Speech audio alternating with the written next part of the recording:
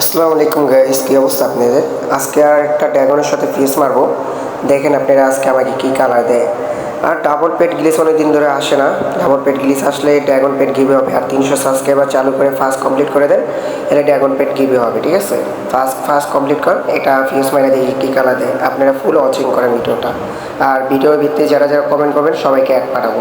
UID দিয়ে দিবেন, আমি সবাইকে অ্যাড পাঠাবো।